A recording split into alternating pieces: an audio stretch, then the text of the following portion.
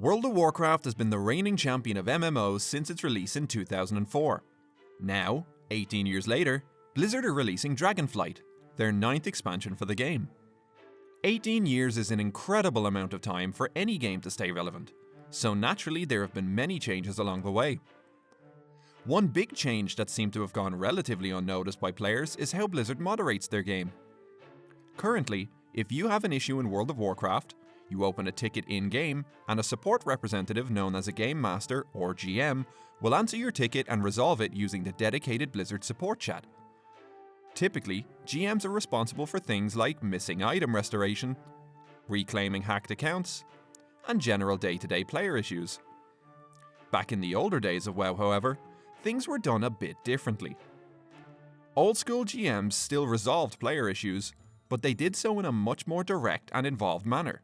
Being a GM was more akin to being an in-game god as opposed to a faceless support rep. Game Masters controlled an in-game character and would often roleplay as someone living in Azeroth while resolving player issues to maintain immersion. These characters could do incredible things, such as teleport themselves or other players anywhere in the world, transform into or spawn any creature or character in the game, instantly kill everything in a 30-yard radius, and tons more. This created some incredibly unique scenarios for players who had the lucky and sometimes not so lucky chance to interact with them directly. Searching YouTube or old WoW forums, you can find some fun encounters that players had with these GMs, such as this clip here by YouTube account Spaviel. Make a straight line. Straight line. Go, go. Make it harder. Go, go, go, go. You can see the Game Masters having fun with the raid group, transforming the players into animals, egging them on while doing nothing to help fend off mobs, and eventually spawning a giant chicken for them to fight. El pollo grande. El pelo grande. Once these encounters started getting posted online, we began to see more and more players share their stories about their interactions with GMs. Screenshots started showing up on forums that showed how some GMs would tell WoW-based jokes, gift players with items, and just be nice to engage with. It was a fun, unintentional addition to the game where getting to actually see a GM back then felt like running into a legendary character. Almost like these real people became part of the lore and story themselves. This feeling was further reinforced when players started to hear about the GM Island. Having a GM as a friend or using the /who command in the game would reveal that the GMs were frequently in a zone called GM Island. It wasn't long before players found where it was located and began hypothesizing what they would find there. Getting to GM Island became a game of its own for some, separate to the actual content in WoW.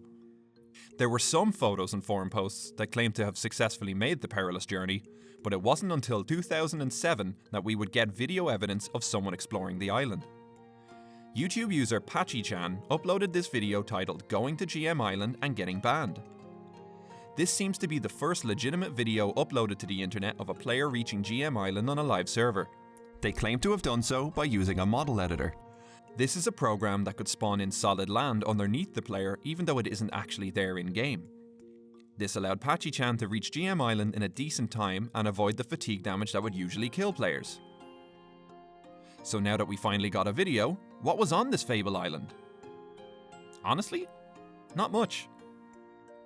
The island contained a small dock that was at the foot of a path which led to the GM Mansion, a large house using the model from Stormwind City Command Center that was surrounded by a unique wall.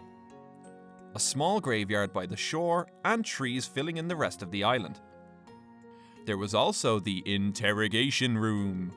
This was a textureless room hidden deep below GM Island that's been theorized to be intended for interrogating cheaters or repeat code of conduct offenders. As it turns out though, GMs were never actually able to access this room, and almost all of the examples you see of its use online come from private servers. While a fun rumour, the GM Island was really just a spawn point for Game Masters. Although, to honour the impact the island had on the WoW community, an official short story was written about two GMs named Ivory and Tuskfire, who lived on GM Island. These characters appear nowhere in-game, and this seems to be the only reference to GM Island and Game Masters within official lore. Unfortunately, as of 2019, the GM Island has been removed from all official versions of the game and is now only accessible on private servers. So what happened to the WoW Game Masters? And why don't we see current Game Masters interacting with players like they used to? Well, Turns out things got a little out of hand with the whole displaying their awesome power for everyone. According to this Reddit post by a previous GM, some game masters became obsessed with the attention that came with these player interactions, and began bending over backwards to appease them. A website called WoW Blues, which was a fan-made site to track any and all GM posts known as Blue Posts, became the hub for talking about Game Master encounters.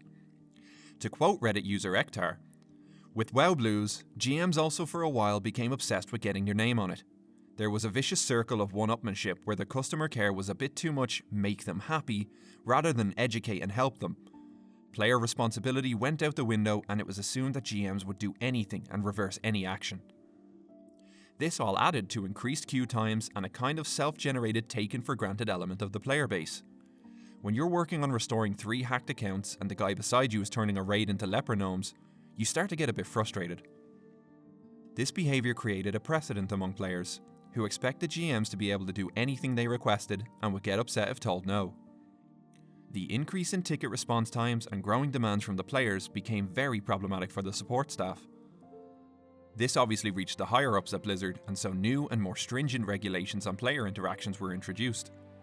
A new support system was also brought in so that GMs didn't need to be visible to players as a character anymore, the current system that is still in place today.